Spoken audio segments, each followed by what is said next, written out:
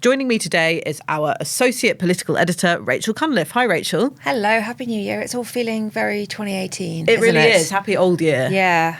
Yes, Brexit wars are back. I know, and at the risk of triggering you, let's go back to the basics for a second in case any of our listeners stopped paying attention to this saga over the ensuing years. What is the single market and the customs union? What's the difference? And can you be part of one without being part of the EU?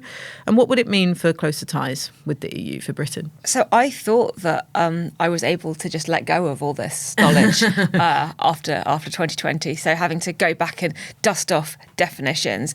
You can be in the single market but not in the EU. And that's what Norway does. That's what Iceland does. The single market is like a turbocharged free trade area where, as well as having a free trade agreement that means you don't have tariffs on trade with each other, and you set the same regulatory standards across all of your industries. And also, this is the crucial bit, it involves the free movement of goods, services, capital and people. Those are the four freedoms. Those are the four freedoms, and people is the main one, because we pretty much know that, barring some, quite dramatic U-turn, no UK government is going to go back to free movement of people with the EU. So that immediately puts us out of the single market. And from that point on, what we're looking at are different models for closer trading relations with the EU and closer agreement on alignment of regulation and sort of those sort of sector by sector agreements.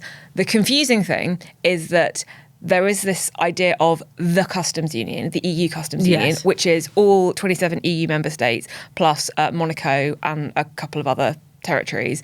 And that is, again, you set this like a common external tariff, which means you've got no tariffs on trading anything within that area, but you do have tariffs on trade between member states and external areas. Then there's the idea of a customs union as opposed to the customs union. And a customs union is a bespoke trade arrangement where you negotiate on the kind of trading relationship that you want. And that's the kind of situation that, say, Turkey has with the EU. You can't really be in the customs union without being in the EU single market and without accepting free movement of people, which we're probably not going to do. But what you could do is design your own bespoke customs union, which is kind of what seems to be possibly heading onto the agenda in 2026. But all of them are just different ways of representing closer or less close ties with the EU. Oh, that's really interesting. Thanks so much for spelling it all out, Rachel. It's really confusing, I should say. Yeah, and well, let's talk about free movement, because that was the big sticking point always in these negotiations, really, because the big question regarding single market access and moving towards more of a Norway model, so that's full access to the single market with limited barriers to trade with the EU, but in return paying into the EU budget, which was also a politically quite toxic thing for the UK, and following most of the EU rules and laws without a say in them. So that's the sort of Norway model, but they have to have free movement in order to have that model. We're, like you say, politically it's going to be not possible for the UK to move back to that. But there is a youth mobility scheme in discussion. Now, this is something that they used to be very, very squeamish about. I think Yvette Cooper, when she was Home Secretary, wouldn't actually say that she approved of this idea. So they've been on a bit of a journey with this scheme. Now they're quite proud of the idea of it, and they no longer refer to it euphemistically as a youth experience scheme. I think they're happy to call it a youth mobility scheme now. Accused, obviously, by the right and Eurosceptics as being free movement by the back door. But the idea is it's supposed to be quoted and time limited and, just for a number of EU sort of young people to come over here in exchange for Brits to go and work and live in EU countries. That hasn't been negotiated yet. We don't know the details of that. But could that potentially bring back that politically toxic debate about free movement? So I think they're working very hard, as you say, to really make a distinction between a youth mobility scheme and the idea of free movement. The idea of free movement is there's no control over who moves between these countries within that wider area. Interestingly, Switzerland, which is sort of in the single market or has a number of a number of complex negotiations that effectively allow it to engage with the single market. They had to accept free movement as part of that. They've got some kind of emergency brake where they can vote to end it at any point. So there are kind of ways around it. But the principle is people can move between those countries without quotas and without any kind of checks or anything like that. A youth mobility scheme it's actually like more modelled, I guess, on what many Brits do when it comes to Australia, which is you go off to Australia for a couple of years and you can work there. But the idea is that you would go back at the end of it, or if you are going to stay in that country, you have to move on to a different form of visa, get a job, get a company to sponsor you. And politically, it is a lot less toxic than the idea of free movement for a couple of reasons. One is that the government can place controls on it, who's eligible and how many are eligible. Two is that the general public tend to see the arrival of young people, whether they're students or on a scheme where they're going to go back at the end of it. They don't really necessarily see that in the same way as they see other forms of immigration. In fact, there's been some polling over the years that shows that some people don't see it as immigration at all because it's more temporary. So I don't think it is going to reignite we've quote unquote lost control of our borders.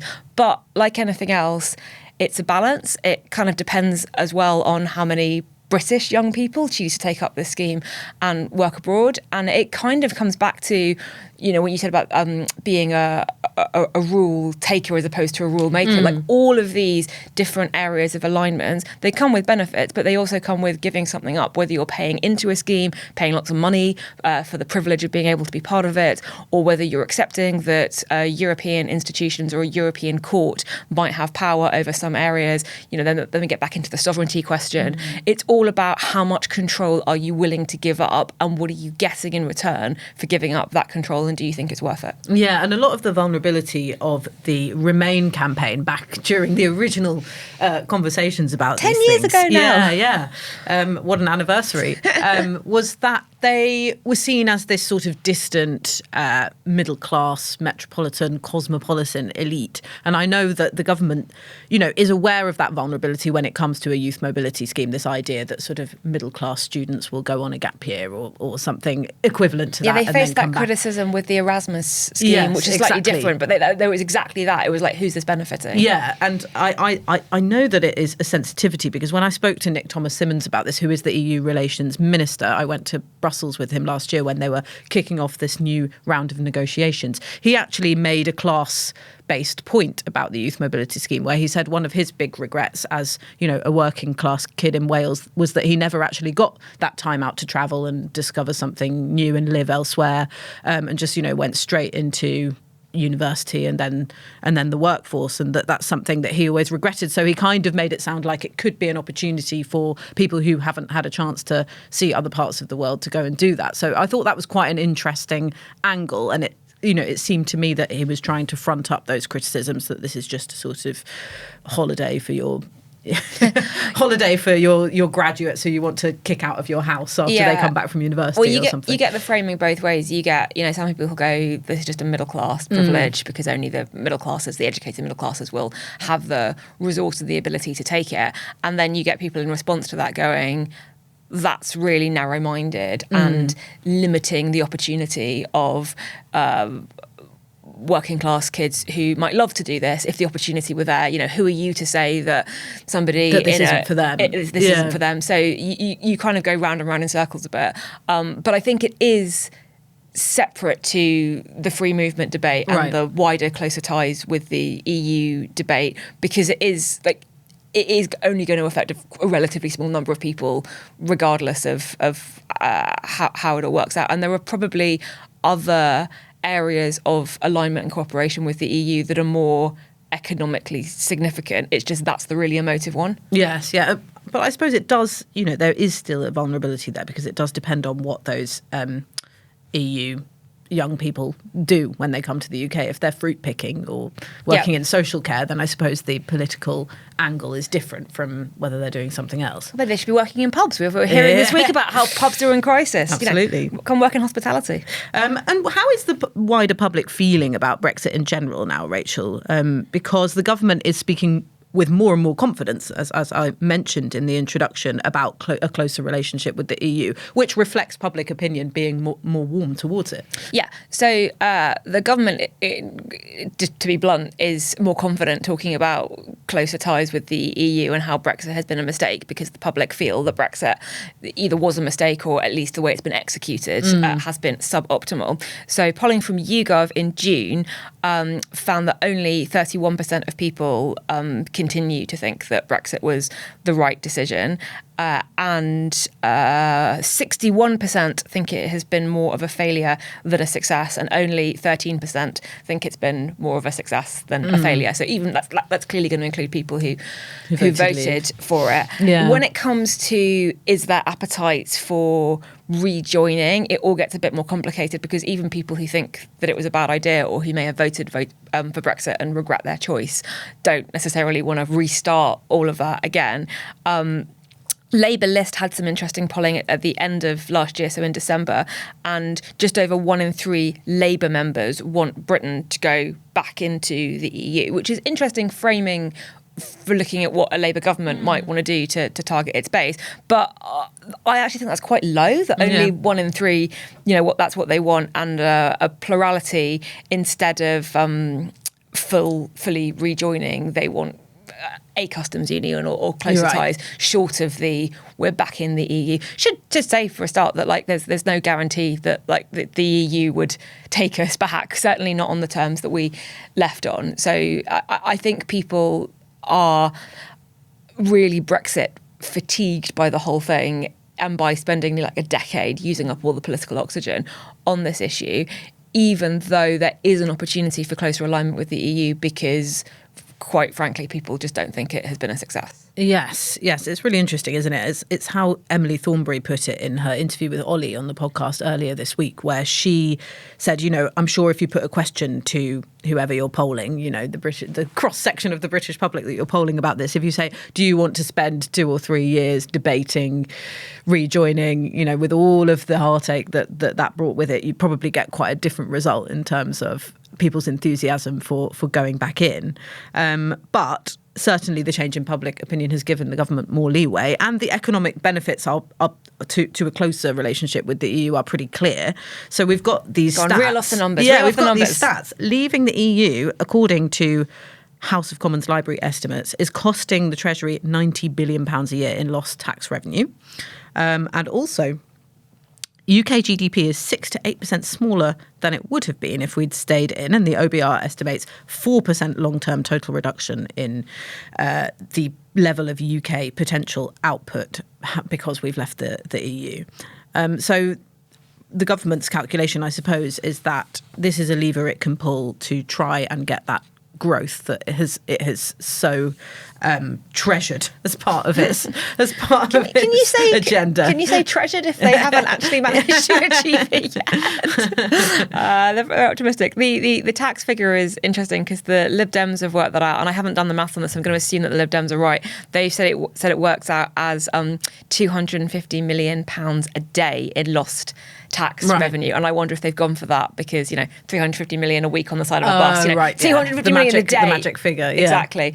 But certainly, both the Lib Dems and a faction or some in Labour think that the combination of unpopularity of Brexit in the polls and the fact that there are figures attached to it, and that growth and the cost of living crisis are so important to people, mean that you can start to have the argument again in a slightly different way. And rather than kind of replay the Brexit wars, you can say there is a lever that we can pull called closer ties with the EU, called a customs union, and that would give us the money to do all the things that we know are high public priorities. So even if you, the public, don't think that Brexit should be a policy priority issue, it will enable us to fix the things that are a priority for you by giving us lots of money.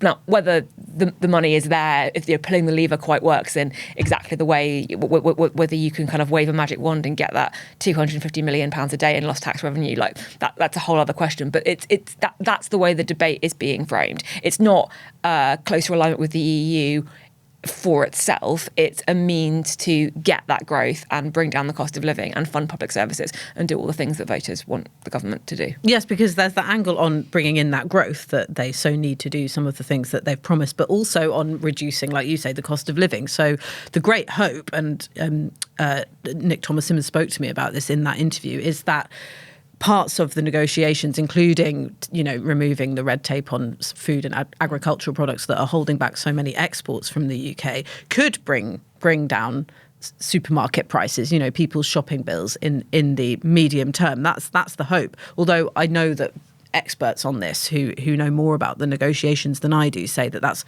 really optimistic, because it's unlikely that they'll strike a deal that will trickle down, into people's wallets by the time of the next election. But there's definitely a cost of living argument and hope there for the government. Yeah, with energy as well. That's another area where they hope that it could have an impact that is significant enough that voters see it in their bills. Yeah. But that's quite a lot of steps. You've got to make the change. You've got to do it with enough time that the change trickles through onto bills or supermarket prices or whatever, and then you have to hammer home the message. Exactly. That this is, this is because of what we we've took done. this action and we got this result, and the government haven't been great at doing that in a number of other areas, of saying, your bills are going down because of decisions that we made. So whether they even get the credit for it, even if it does work, which it might not, there are a lot of caveats and things that could go wrong. The other thing is that being in a customs union with the EU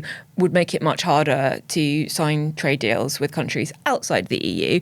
And one of the things that the Conservative government tries to do, and actually Labour have continued with, is to make the most of the advantages of Brexit by signing these free trade deals with India or Australia and New Zealand, or even the more limited one with the US. And a customs union agreement gets in the way of that. And you could say it's worth it because the EU is our largest collective trading partner.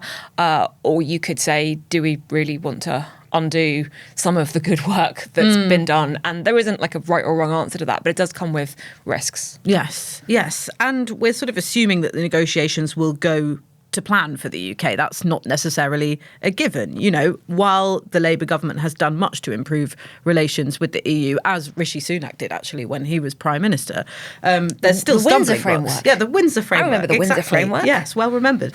There's a lot of stumbling blocks, aren't there? I mean, there's this plan for UK manufacturers to be part of something called SAFE, which is the Security Action for Europe Defence Loan Fund, where they can sort of take loans out of, but that's been held up over the size of the membership fee that they would want to charge the UK after France objected. And Emily Thornberry spoke about this in more detail in her interview earlier this week.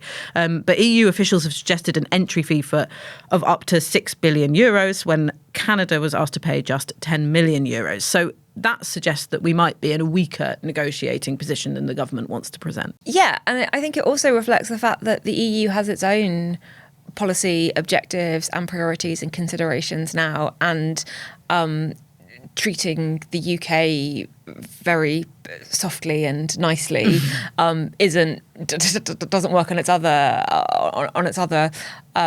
priorities, partly because there's a question of what other countries will want this too. There was the whole issue during the Brexit wars of the EU, some countries wanting to sort of make an example of the UK or punish the UK, but also they've got a stronger negotiating position than we do, and they know that there's something that the UK government wants, and therefore why wouldn't they use their leverage on that?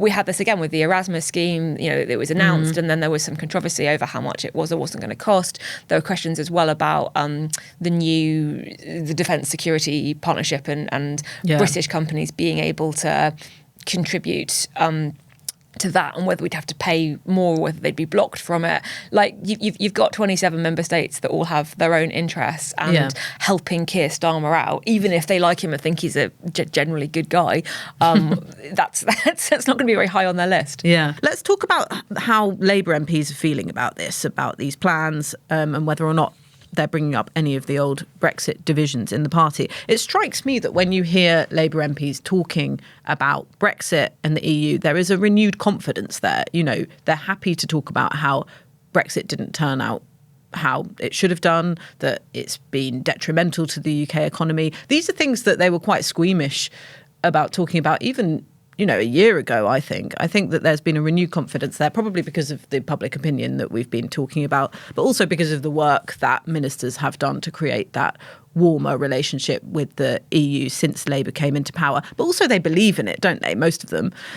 You remember lots of them were part of that Remain campaign.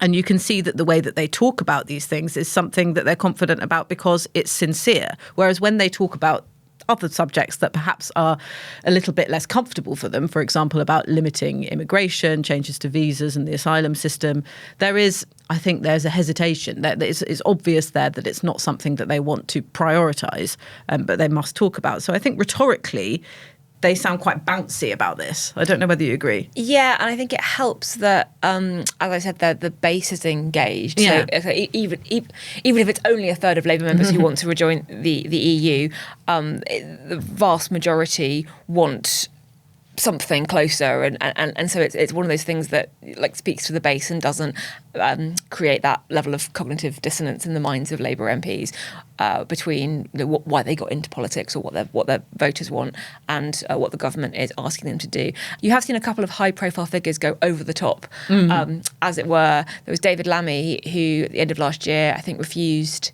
7 times to rule out joining a customs union. And, right. If you refuse to rule something out 7 times, you're basically ruling it in. And Wes Streeting has also said similar. Now, is that because they can see the direction that Labour MPs are moving in? Is that because they can see the polls, they feel more confident? Is that because that's what they genuinely believe? It probably is what they genuinely believe. Or is it because they see a leadership election in the near future and they have to say things that will please Labour MPs and Labour members? There could be any number of things. But I think it is telling that you're starting to get those comments from high-profile figures as well as just from Labour backbenchers, and that Labour backbenchers are doing it with, as you say, a bit more cheerfulness and energy. Yeah, and it was interesting listening to the Emily Thornberry interview on the podcast because she was basically saying they should be doing more, but while also acknowledging that this is the dilemma that Labour always faces when it talks about the EU. From one side, you're accused of being a traitor for betraying the Brexit vote, and on the other, you're accused of not going far enough in terms of closening relations. So I think there is a sort of a bit of a dilemma there still. Do you want George Osborne's take on this? Yeah. So I heard George Osborne talk about this at an event straight after the budget, and I've been thinking about it ever since because I'm not sure if I agree with it or not. So I'm going to pass it on to you, and you can tell me if you I'll think... be the judge. Yeah. So his argument was that it would be insane for the Labour government not to agree some kind of customs union or pull the customs union lever, as it were, sooner rather than later, because you'd get immediately economic growth and tax receipts from the less friction with trading and everything that brings with it, which means that you would go into the next election having done that with something to challenge reform on, we made this decision that brought us in, however many billion. Yeah. Reform want to reverse that. How's Nigel Farage going to pay for that? And it also creates a dividing line with the Conservatives, who are trying to present themselves as the party of fiscal responsibility. Again, Kemi Badenoch, whoever is leader at that point, wants to undo this. How's she's going to pay for it? So you kind of bounce your opponents into the position of having to justify why they would reverse the decision that you've made. And he thinks that would be quite politically effective.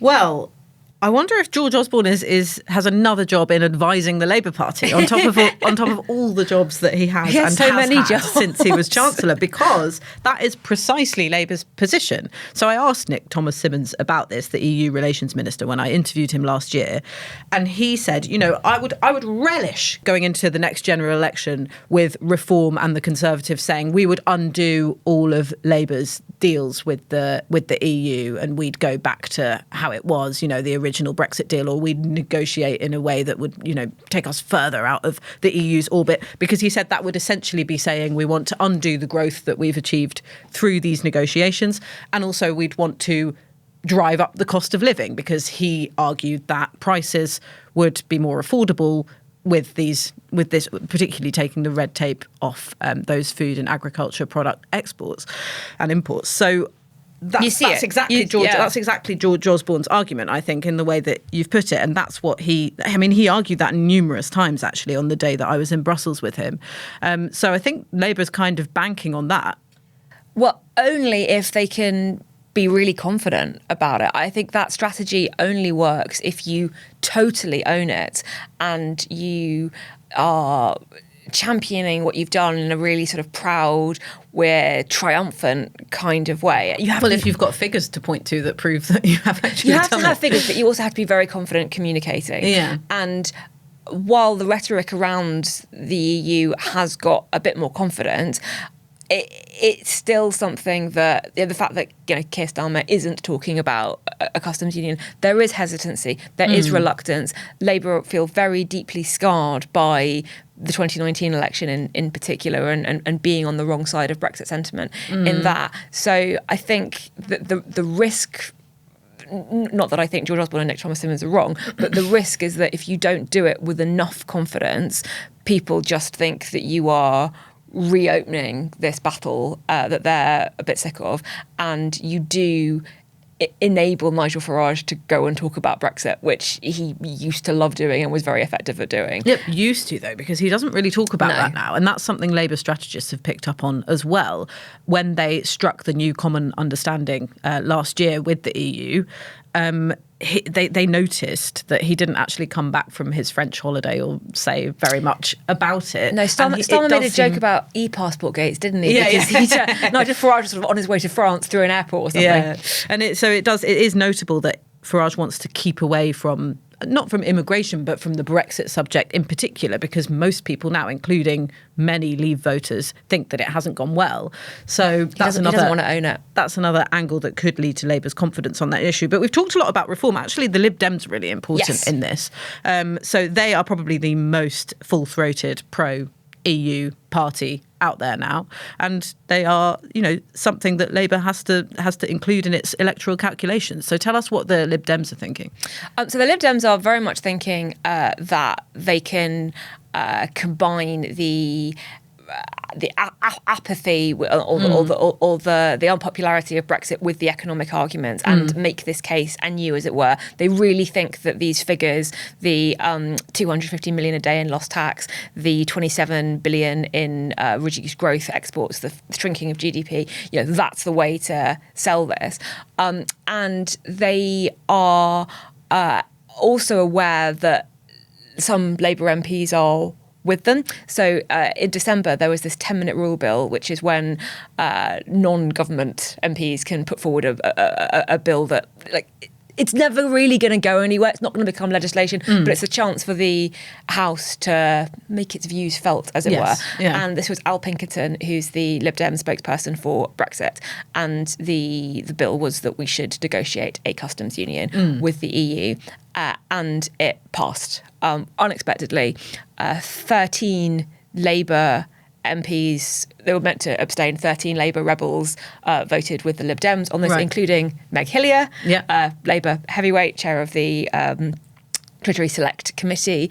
And votes like that, again, they don't go anywhere, but they're a way of kind of taking down the temperature. Putting down a marker and going, actually, the way MPs feel about this has changed. So Lib Dems are very excited to be capitalising on that. And it's one of the issues that they think they can use their parliamentary cohort, because they have the MPs, which reform doesn't, to make a statement, to make those interventions, to have those votes, to kind of keep the argument high up on the agenda, and to use the mechanics of Parliament to bring this debate back into mainstream politics. And it makes them a home for those disaffected, pro-Remain, perhaps soft Tory voters who feel that they haven't really had a political home and may fear a Nigel Farage-run UK. Does that matter, politically? I mean, does it matter that they want to keep the Conservatives out of those kind of seats, or are the Conservatives such a spent force that that's no longer a consideration for the Lib Dems? The next set of target seats that the Lib Dems have are ones where they came second, or where they've had good local election successes. They tend to be more Tory areas. Yeah. But we should do a whole podcast episode on the Lib Dems. Because, yeah, we should. Another sort of strategy they have is presenting themselves as the antidote to reform. Like, you're fed up with the Conservatives, you're fed up with Labour, you want change, you want something different, but you don't want Nigel Farage to be Prime Minister. So we the Lib Dems are the default alternatives. And I think Brexit comes into that as well, because it's something that it's very closely associated with the Lib Dems. They can kind of own that issue in the same way that Ed Davey is sort of owning the anti-Trump issue in a way. But the other thing it does, and I think those 13 Labour rebels are really significant here, is it puts pressure on the government, it puts pressure on Labour MPs, not in a particularly antagonistic way, because we've talked before about how the Lib Dems are being quite gentle in their criticism of the Labour government. They've got this kind of non-aggression pact, but it's very clearly signalling this is what we believe as a party, and if you in Labour believe this too, maybe you should work with us.